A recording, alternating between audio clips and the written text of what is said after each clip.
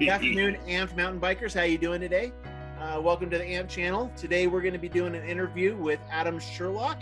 Adam, how you doing today? Pretty good. Pretty good. How about yourself? I'm doing great. It's been a tiring day, but it's great to be able to come and hang out with you and talk a little bit and get to know you a little better, and let the rest of the world get to know you a little better. Great. So, first thing I just want to ask is, so tell us a little bit about who you are, what you do, and what about a little bit about your life. I am 39 years old. I live outside of Burlington, Vermont, and I run a construction company that I own. And I'm pretty much, in my free time, I spend a lot of time outdoors, biking, skiing, hunting. My parents have a place on a lake nearby, so we spend a lot of time on the boat. Just like to be outdoors is kind of what we do as a family. So you've been pretty active all your life then? Yeah. Oh yeah. I was on skis when I was 1.5. So very, very active.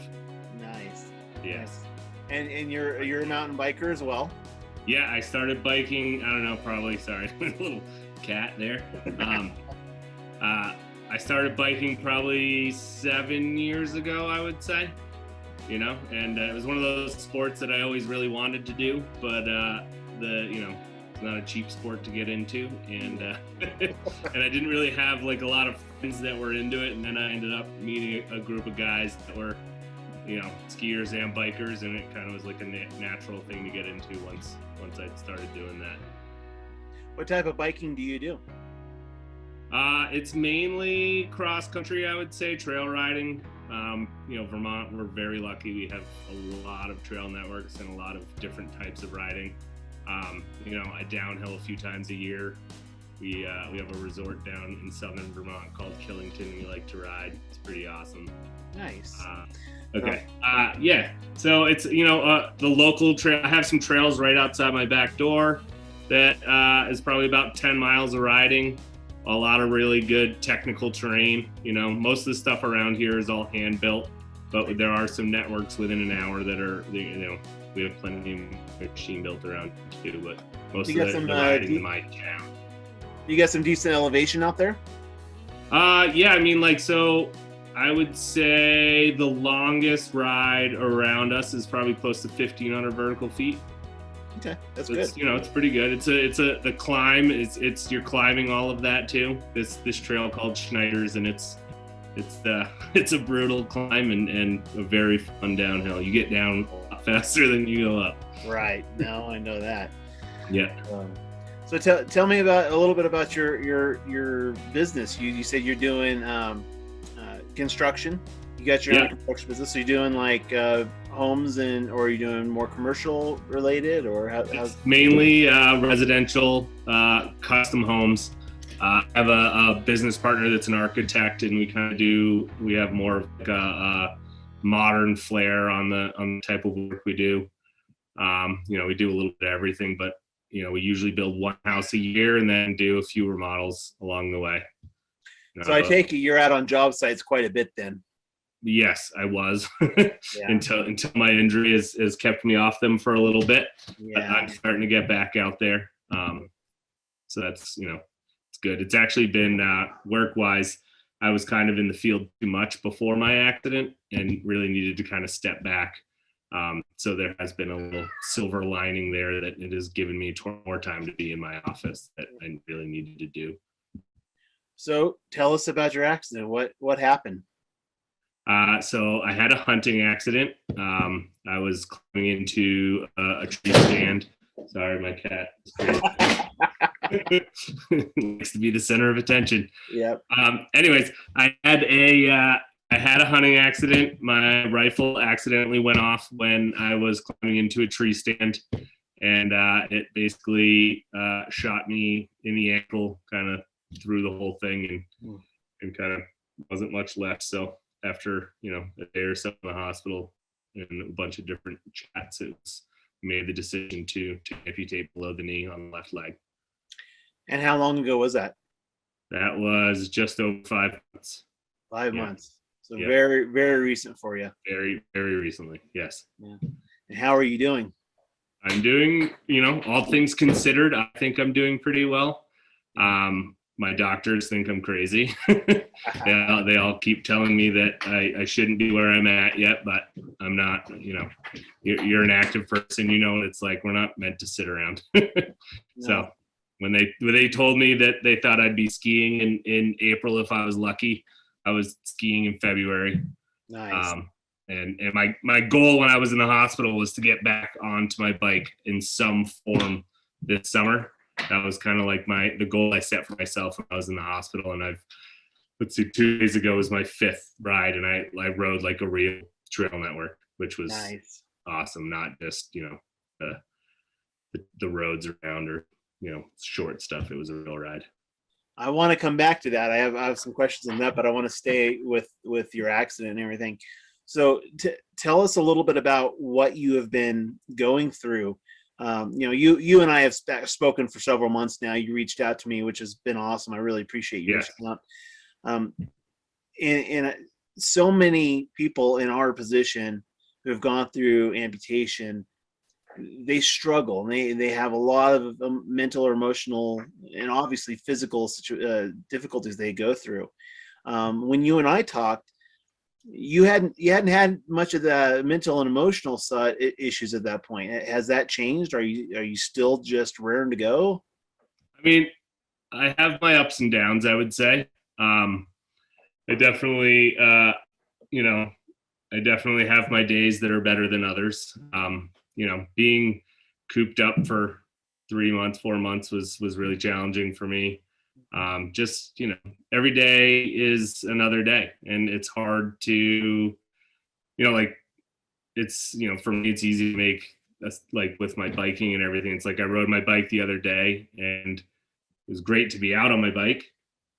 But at the same time, like the realization that I can't ride the way I did before my accident is challenging, where, you want to be happy that you're riding and you're not, still laying inside. But the reality of, wow, I just cased every single jump on this line is tough. That's one of, many things. It's hard. Family life is hard. You can't do all the same stuff for your partner that you used to be able to do, and things like that. But as time is going on, that's all coming back, and we're learning how to adapt as a family. And as my friends and family are all trying to be very supportive. I will also 100% say to anyone that has this that I would highly recommend a therapist. I don't think I would be in the same frame of mind I'm in without mine. So that is 100% something that I think everyone that has an accident like this should deal with, or right. Work with is a therapist. Find someone you like and stick with it. It's very helpful, because one day you'll think nothing's bothering you, and then the littlest thing will set you off, and you'll be out of it for a few days, week, whatever. It's hard, Yeah. You get into funks for sure. Do you mind talking a little bit about that, kind of what you feel when you get into those down times, and what it feels like and how you deal with it? Yeah. It's just, I would say the biggest thing is really frustration. I deal with a lot of frustration around, especially I just got a new socket this week, but before that, I was in 25 plies of socks every day, and like the frustration around just getting out of bed and how hard that is, or a little bit of pain when you're walking up the stairs, or just, and then the frustration gets so exhausting that it's you find yourself unable to deal with other things in life because you're so exhausted from the physical part of it, the frustration, the mental part of it. Like it's really hard. Like I feel like I get really like absorbed in what's going on in my world, and I have a hard time reaching outside of that, I would say. And things that work for me are 100% exercise. That really helps a lot. We got one of those Peloton bikes.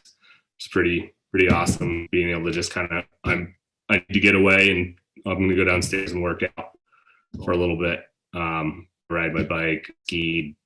Therapy is definitely very helpful in getting me out of those funks. Just being able to talk about things that, I'm not a person that usually talks about that kind of stuff. Yeah. So having someone to talk to and that I trust to talk to about those things, things I wouldn't even really be able to talk to with my partner, yeah. No, that's good. That's good that you're plugged in with that. And that's great advice for anybody that's going to be watching this, because it's a traumatic experience. I've been fortunate in the sense that I didn't go through the trauma of it because I'm a congenital amputee. But growing up from a toddler in prosthetics offices and seeing so many people go through this,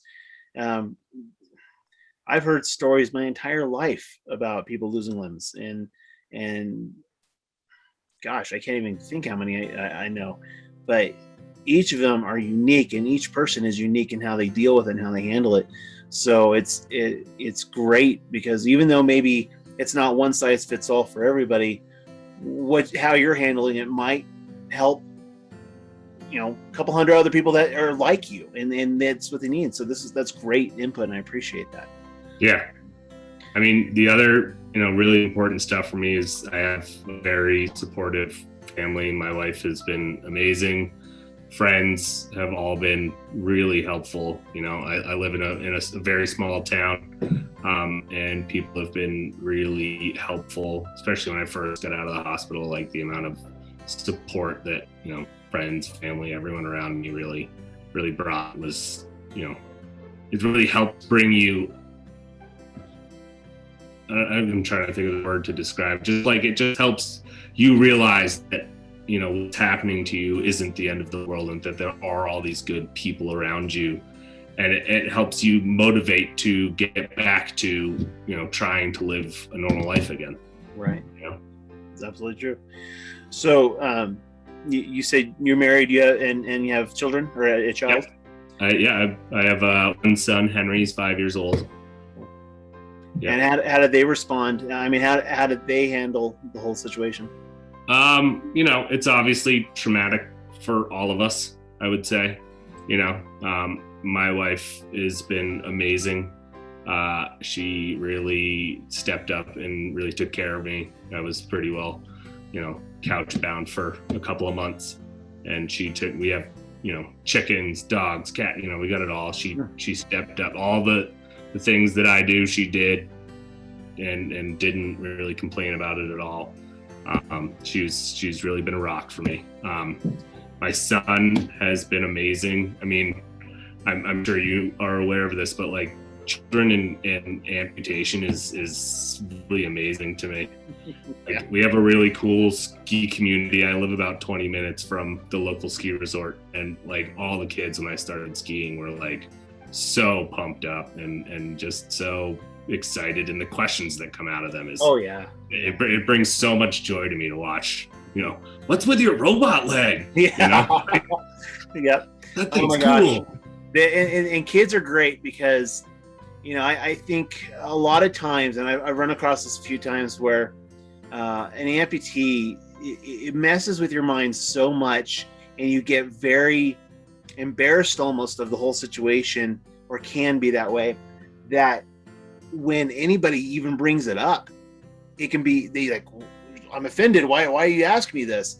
But kids don't think about that, and they're just like, dude, you got a plastic leg. How'd you get that? And they just absolutely just lay it out there. Yeah. And they're not ashamed to ask you any question that's on their mind. Nope. At all. And I love it. I love that. I love it. There's no, like you said, I feel like a lot of adults are like almost afraid to talk to you about it, or like, nervous that they're going to offend you or whatever. But kids are just like, this is what I'm thinking. I think that's either weird or cool, or it's kind of creepy. But they're not like afraid to tell you, I'm a little creeped out by that thing. I've got one of my really good friends has a 3-year-old, and it took her a couple of weeks to like even come, and she's like a really good friend of mine, and took her a couple of weeks of like standing over in the corner just staring at me and being like, yep, that's weird. Yeah. No, they do that. But and I've told this to people all my life practically, because growing up with this, it's second nature. I don't even think twice about it. I wear shorts all the time. I just do whatever, and doesn't people. If I do get a kid ask me, it doesn't bother me. What bothers me are the adults who will sit there and do those fleetive glances at you to kind of look, but they won't say anything.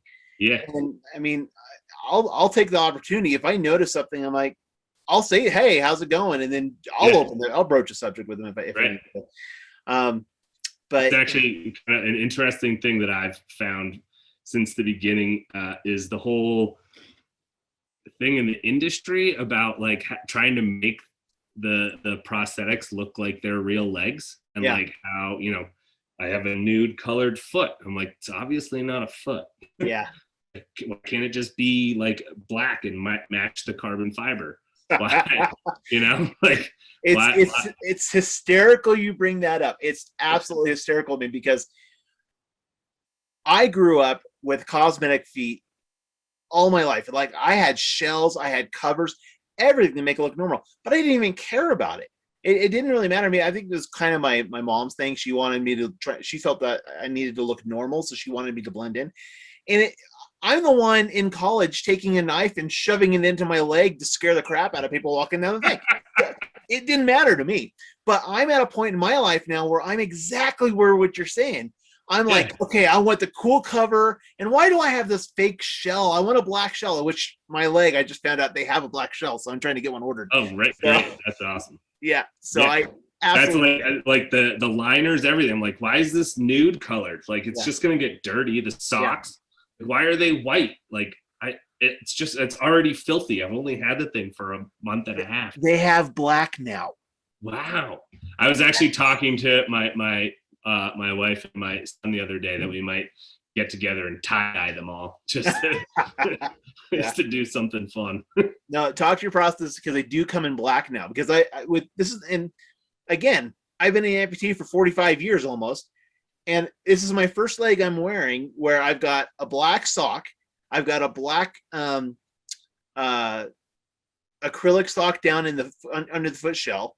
And I'm ready to get rid of everything that's even pseudo organic looking. Just, I want to go full cyborg, Right. I'm the same way.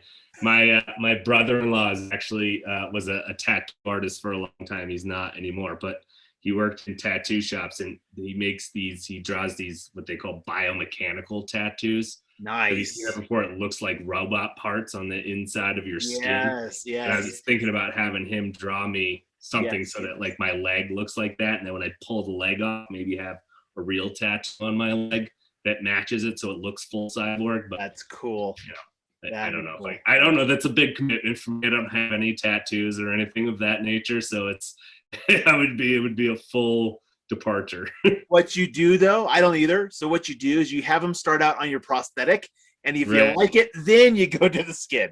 That's kind of what my prosthetist keeps asking me if I want to get one of those like sleeves on it, and I haven't found anything that I can like commit to, and I'm like, maybe I'll just have Connor make me something. Yeah, there you go. Well, and what's cool about those sleeves is I got my first sleeve, about 8 years ago, and I love steampunk genre stuff. So similar to what you're saying. So that sleeve, which is now my riding leg, is a full steampunk. It's got gears and all pistons and all this stuff on there. And so that was my first sleeve. And then I went with this raw carbon graphite, it was a blue and black carbon graphite mix on there. And then I went with this new one, which is Ampt. I think you've seen that. So it has the Ampt logo on the side of it. Yeah. Yep, so tell me, after your surgery, which was in November, right? So how long were you in a wheelchair or on crutches, and how did that go? How long were you in there, and how long until you actually managed to get back, to get your first prosthetic and get walking? Let's see. I wasn't really in a wheelchair at all. I went straight to crutches. In the hospital again, they were like, "You're going to be in a wheelchair." I was like, "No, I'm not. Give me the crutches. I'll make this happen." Right. Let's see. It was 3 months. I got my first prosthetic. So 2 months ago. Yeah, that was three months on crutches in the middle of winter in Vermont. It was a very interesting time. Yeah, A I've few I've been diggers. there. Yeah, I've been on crutches in winter. It's never fun. So not awesome. And when you fall on your freshly amputated leg stump, it hurts. Did you bust open the site?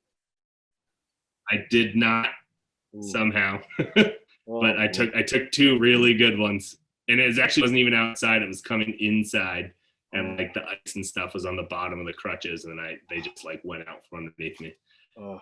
But somehow I did not, because that was like my biggest fear. They tell you if you fall on this thing, like it's really bad. Yeah. And and somehow it didn't do that.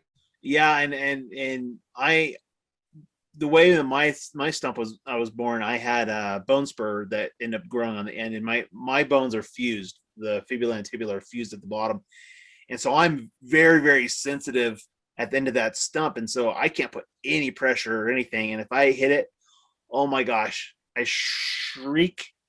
It hurts so bad. So yeah, That was say again. It's one of those things that like I'm starting to, now that I'm like in another, I'm like, oh, is that sensitivity really ever gonna go away? I don't know. It's yeah, it's different with everybody.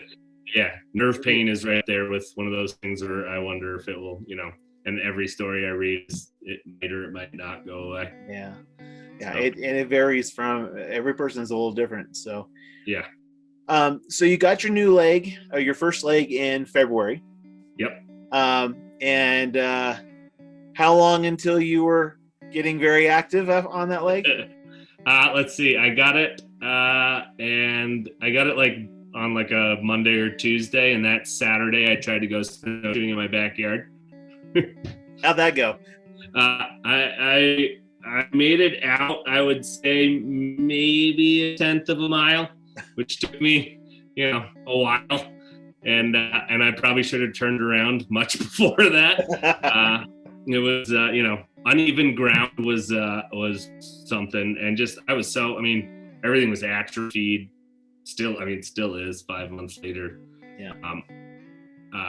But like I had no strength, no nothing. But I was happy to get out in the woods. That was it.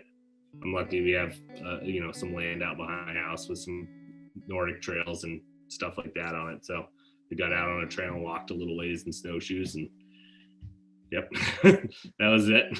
I showed up at my prosthetist the following week, and she was like, "Oh, really? Okay." I was like, "I wasn't lying to you that I'm going to push this."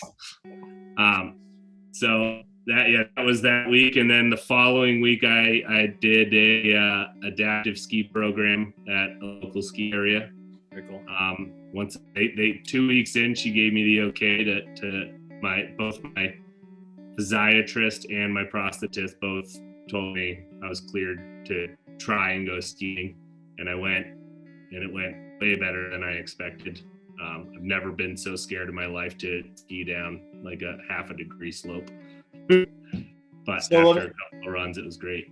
So what was the biggest difference skiing with your prosthetic versus when you had both your legs? It's just really just getting that left leg to really initiate the turn. I've said it quite a few times to people that like if I wasn't a halfway decent skier, I don't know if I'd be able to. I can't even really fathom trying to learn to do that with a prosthetic.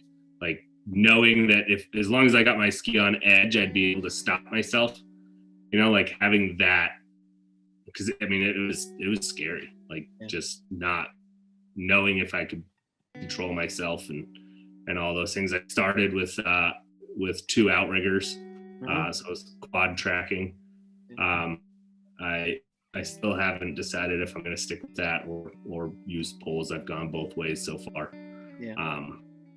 Has anybody talked to you about going skiing with just one leg, with your good leg? I talked to, so I did an adaptive program with Vermont Adaptive Sports, and the guy, Norm, that I did a lesson with, he basically told me, he was like, if you want to try it, there's no reason not to. Like you've got, like I got myself some outriggers.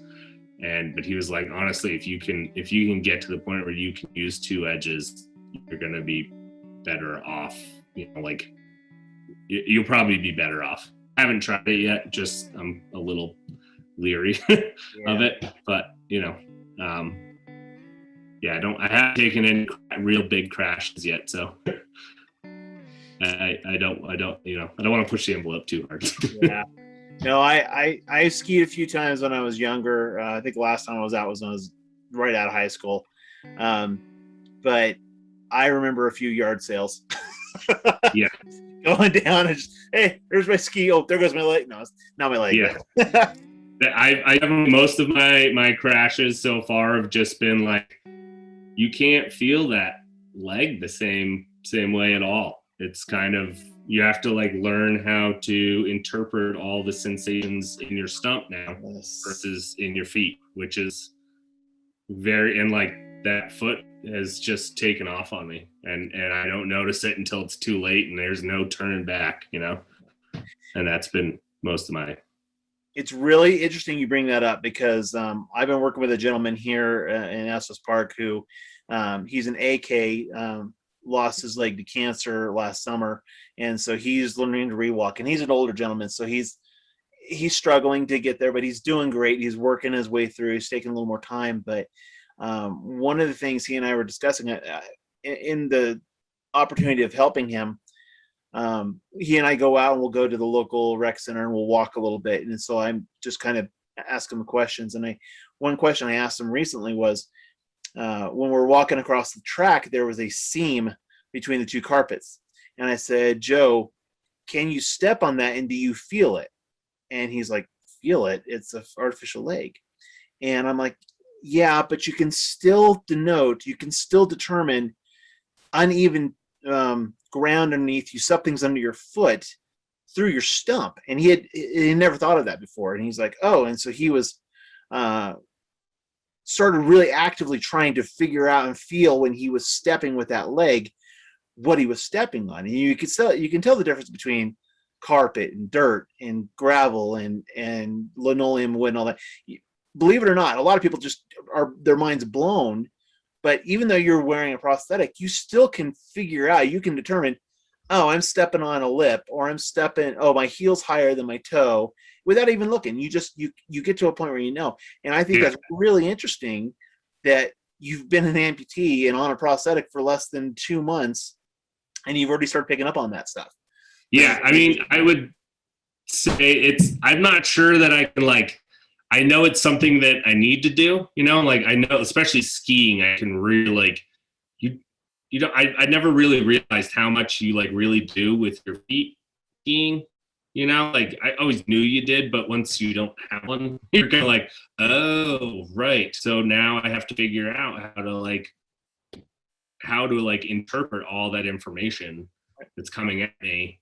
And that being said, back to my, if I wasn't a halfway decent skier, I don't know if before my accident, I don't know if I would have, if it would be something that I would be oh, I need to figure out how to interpret that, And to another point is kind of I've actually found skiing to be almost easier than learning how to walk.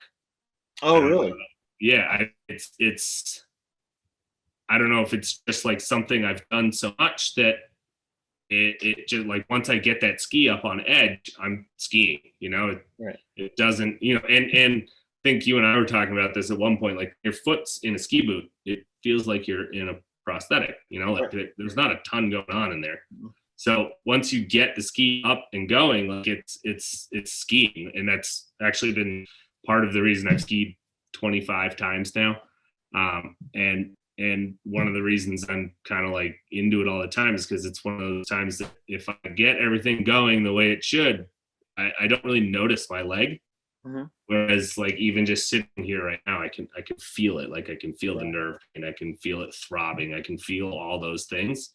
But when I'm skiing and I'm in the zone, I don't feel it. Takes your mind completely off of it. Right. Yeah. Exactly. Same with I did a bike ride the other day, and once I finally got onto a downhill and was going across some routes and stuff and got back on my bike, I was yep, this is fine. You got it. Yeah. So, excuse me. So, two questions for you on that. The first one is, well, the first one's a statement. One thing I noticed when skiing, I was very fortunate when I was younger. I learned to ski when I was 7. I was in Southern California. My prosthetist at the time, it was an avid skier. He lost his leg in a motorcycle accident, and he designed and developed an actual ski foot. And so he ended up making me a prototype ski foot at 7 years old, and I learned how to ski with that, which was really cool. Instead of having a ski boot on my prosthetic, the foot was actually designed to go right into the bindings. It was pretty cool. But when I was older, I didn't ski regular enough to necessitate having one of those. So I just used ski boots on both feet because, like you said, it really doesn't feel much different. You're just not bending your ankle. The problem that I learned quickly is, and this is something I say this for every amputee who's wanting to be active either in skiing, mountain biking, or whatever activity they're in, those legs are made and adjusted and aligned for walking. Right. So that foot is oftentimes toed out slightly.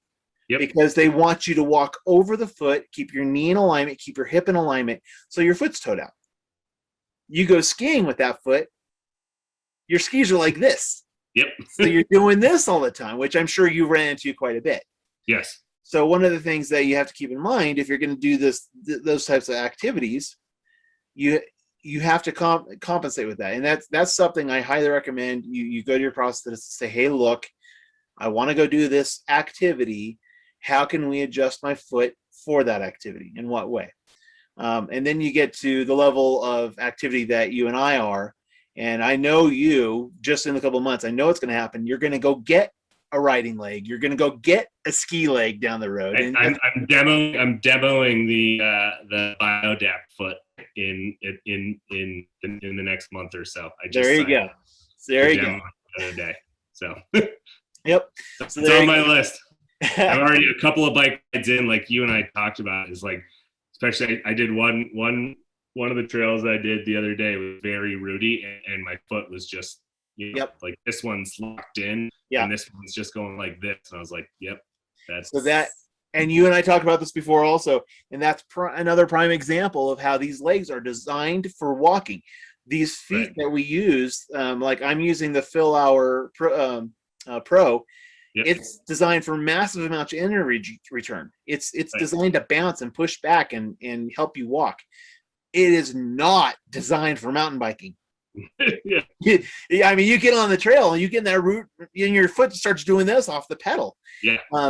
And so that's again why I use the BioDAP foot, because it's got that shock absorption. It absorbs that impact. Right. And so that leads to my question. How are you riding right now? Are you just riding with normal flats? Are you clipped in? What are you doing? So I got I used to ride flats all the time. I was always kind of leery of being clipped in. I always liked the idea of being able to like pull as I pedal uphill. Yeah. But I was never keen on having to try to twist my feet as I'm jumping off my bike. Right. So what I got, and you were one of the people that kind of pointed me in this direction, was they're called MagPed, which is basically a flat with a magnet, and you use a clipless shoe. And on where the clip goes is kind of a little steel plate. The magnet clips to that. And I'm liking it. I'm having a hard time getting them set up. There's 4 magnets to adjust to get to clip to that piece of metal right. Okay. So like it's one of those, like if the magnet's too high, it pushes you off the pins and you're kind of doing this. If the magnet's too low, it clicks every time you step on it.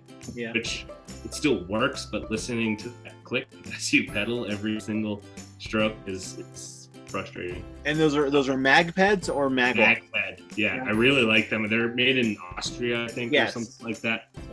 But I honestly, even without my amputation, like I think I would like them. Like I've had to jump off my bike a couple of times already, and you can get off it easy enough.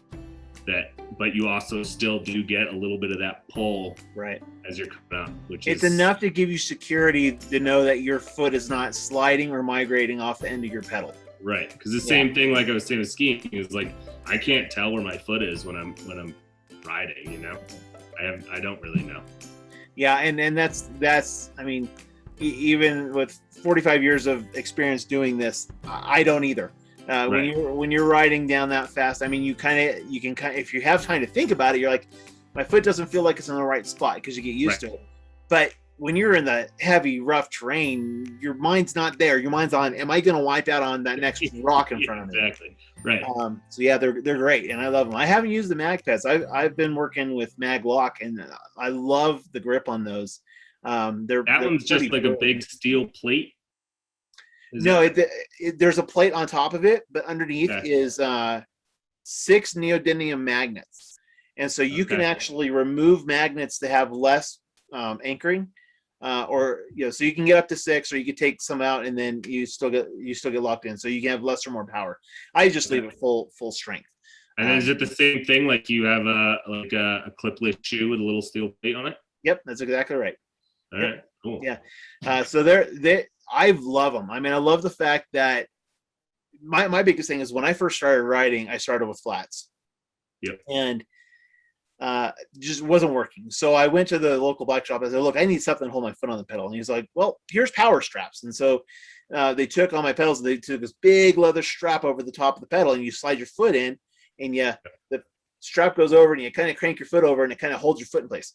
Your foot's not coming off. I'll tell you that right now. There's no way. But you could still bail and get out pretty easily. I think I only crashed maybe twice where I couldn't get my foot out. But getting in was a pain in the butt. So anytime we would stop on the trail, everybody's like, all right, let's go. And I'm like, hold on. And I'm trying to get my foot in the pedal and trying to twist it. And it, 30 seconds later, everybody's gone. I'm like, oh, here we go. Yep. So that's one thing I'd say one of the hardest parts of my bike I've struggled with is learning the right way to put my foot on the pedals to get the power so that I have enough to clip the other foot on, like it's definitely totally different, instead of just on the bike and going, I'm like, I have like really thinking about which foot I put on first, where I'm going to pedal, where I'm going to start, like it's very different. Yeah. So you're saying that there's a definite difference between your pre-amputation riding and post. What do you see difference wise? I'd say, power on climb is definitely one thing. Balance, all of those things I think will come back around with the more I ride. The bigger thing I've noticed, I've only been on an actual bike trail a few times, is that my confidence isn't there. I'm very leery of falling. I'm I just don't have the same faith in my ability to land things or at the same pace. I definitely like climbing is challenging. There's a couple of spots I keep running into, like if my leg's in a certain spot, if I try and like push it, it'll almost like, it feels like my knees like hyperextending almost, like it's a very weird sensation. I'm trying to figure out how to avoid doing that. It's just different. I think it'll all come back around eventually. It's definitely like skiing. I got on skis and I was like, all right, I can ski, because I feel like it didn't, you just kind of had to like lock your quads in and go, kind of thing, whereas as biking there's a lot more to it. It's more dynamic. When you're skiing, you're static. Your body's pretty static. You're sliding on something where your body's pretty much rigid. You're not actually moving around as much as in right. Yeah. So no, that's some good points there. So let me ask this: if you had a friend go through what you're going through, something similar where they're having to go through an amputation, and you wanted to encourage them, what would you say to them?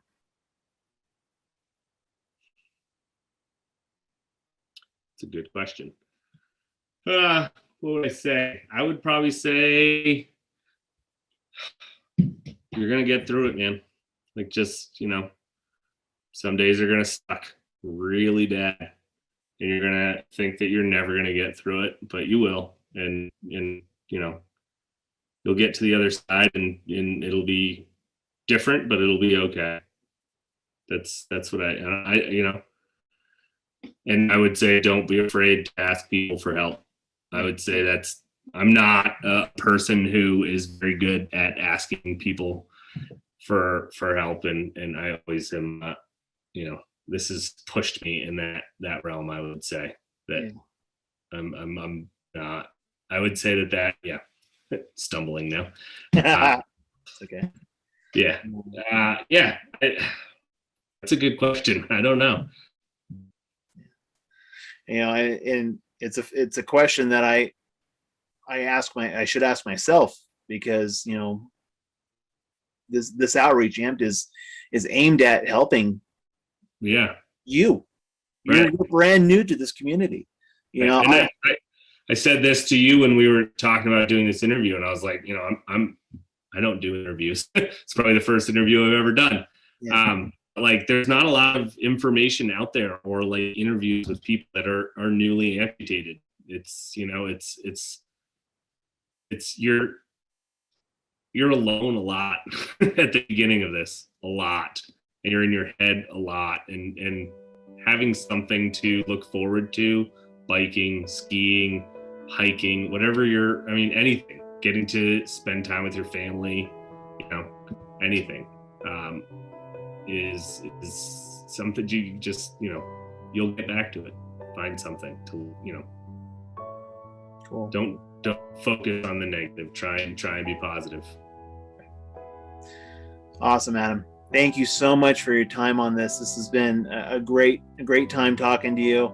I look forward to doing another interview in a couple of years after you've been in this a little bit, and just kind of see how things have changed and how you've progressed. And I'm really excited to be able to be part of your life, and you be part of my life. So I do want to say thank you to you as well. You've been, I contacted you pretty early on when I was, searching around the internet for stuff about amputee biking, how to get back on a bike. And you and I text, I don't know, once a week at this point, I would say. Yeah. And been awesome, very helpful, and really like helping me with gear. I would say that's one of my biggest questions is like, gear. I need the gear. How do I do this? Yeah, we'll get you hooked up. I can't wait to ride with you in Moab, man. Yeah, let's do it. I'm very excited. My wife was asking about that the other day. I was like, oh, I'm going. Oh yeah. I can't wait. It's going to be so much fun. So, all righty, sir. You have a great night. Again, thank you for coming on, and we'll talk soon. Awesome. Thanks, Matt.